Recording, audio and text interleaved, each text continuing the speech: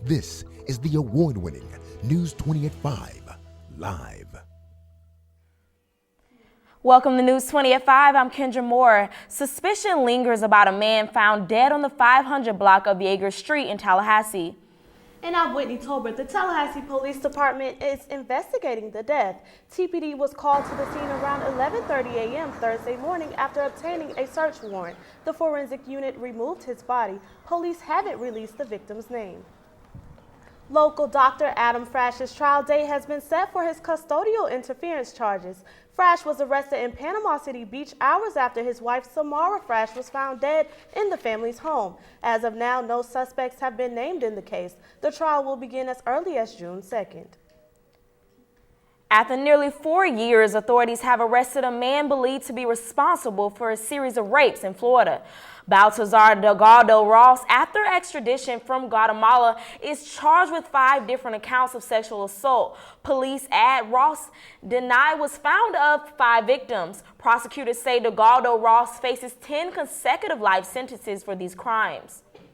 And one of Florida's top election officials has halted a plan to identify and remove non-U.S. citizens from the state's voter rolls. The delay comes during a standoff with county election supervisors who resisted the purge and were suspicious of its timing. Secretary of State Ken Dessner says he will delay the effort until 2015 due to database changes that helped identify ineligible voters.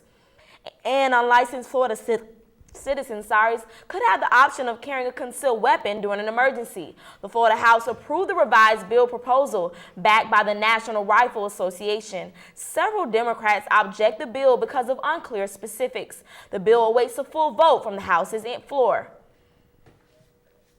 The Tallahassee City Commission discussed a noise policy that will directly affect newly opened Cascades Park. Reporter Casey Jones joins us live in the studio with more. Casey? Thanks, Whitney. The City Commission discussed adopting a noise regulation that would limit any noise louder than city traffic.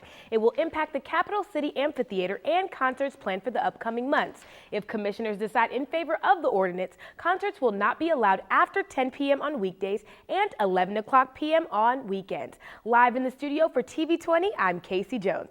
Kendra? Thanks, Casey. The policy will be tested with 2 upcoming concerts in April.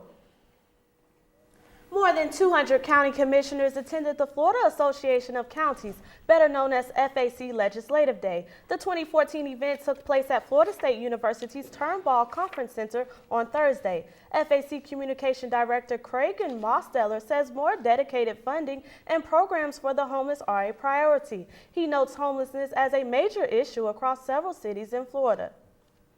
And when it came to health rankings, Leon County did better than 58 other Florida counties. Leon County ranks 9th among Florida's 67 counties, while Wakulla ranked 29th, Madison ranked 56th, and Gadsden at 61st. The study used STD rates, social services, and how much people drink to gauge the county's health.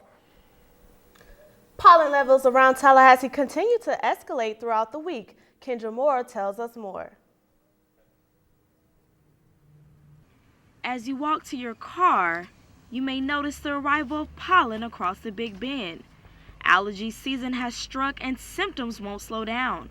Although allergy season started slow since January, sufferers have experienced a wave of increased pollen count this week.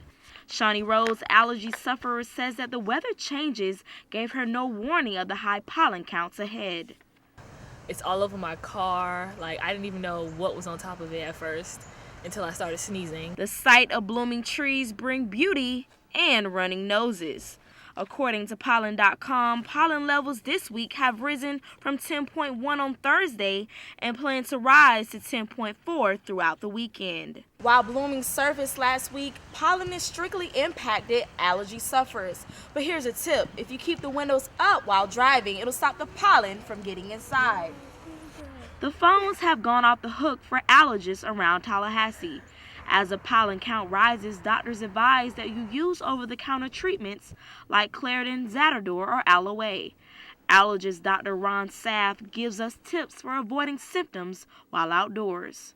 For allergy sufferers to wear glasses when they're walking around outside. That prevents, of course, the pollen from blowing into the eyes. The yellow dust won't say farewell just yet. Pollen season usually lasts for 3 weeks, while allergy season will join us all spring. For a complete pollen cast for the weekend ahead, visit weather.com. Coming up on News 20 at 5, a million YouTube hits later, a Florida woman becomes famous after road rage leads to a crash. And a Mississippi woman narrowly escapes execution after her son's confession. We'll have that and more after the break. Stay tuned. You're watching News 20 at 5.